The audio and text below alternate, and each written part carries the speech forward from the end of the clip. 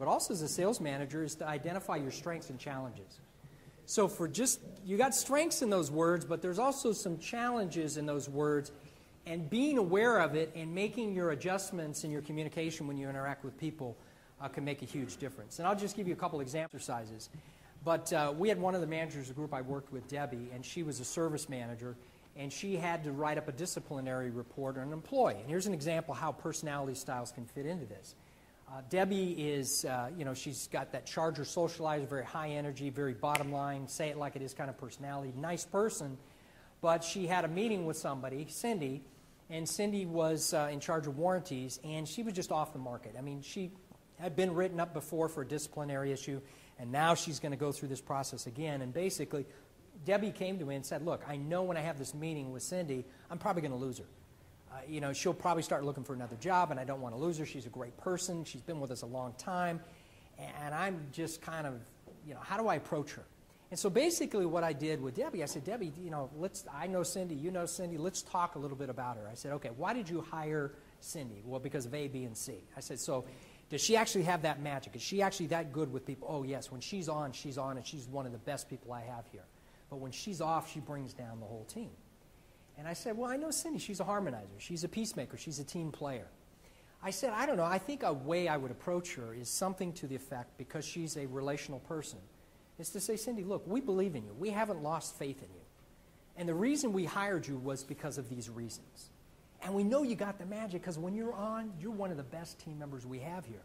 But when you're off, it affects everybody around us. Now, that's not your fault. That's my fault as your manager, because I'm not managing you in the right way. Because if I was managing you in the right way, you'd be performing up here versus down here. Cindy, what do you need from me to get you from here to there, to where I know you're at? I know your magic. I know what you're good at. So this is Debbie and I having a conversation about this disciplinary report she's going to write up on Cindy. And so when we came out of it, Debbie goes, you know what? I feel good about this. I feel like I can go into my disciplinary report, do it constructive, positive, get her to see she needs to improve in some areas, get some buy-in, some commitment. I feel better about this.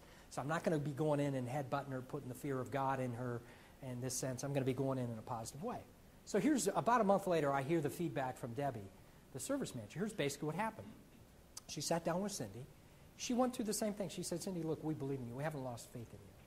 She says as soon as she told Cindy, we believe in you, haven't lost faith in you, the little crocodile tear just goes down her face. And she talked to her a little bit, and she goes, I thought I was going to get fired. And, Debbie says, no, look, you've been with us for a lot of years. We believe in you. We know you got the magic. This is why we have you in this position. But we're missing it as a manager. So I'm not managing you in the right way, because if I was, you'd be up here. And this was the dialogue. So Cindy basically said, look, I've got a lot of personal problems, these things going on. And Debbie just basically said, look, I'm here for you. I can't change your family life, but I can change your work environment. If things are positive here, and we work together as a team here, and we make things happen here, you're going to go home positive.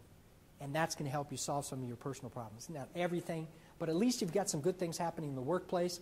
It's going to have a collateral effect on your personal life. And look, I'm here for you. This is basically a dialogue. Cindy's last words to her manager was, Cindy, you have my word. I won't let you down this time. What are the odds an employee does a turnaround when they say, you've got my word, I won't let you down this time? Pretty good. Within about 30 days, Cindy had done a complete turnaround in her attitude and her mindset.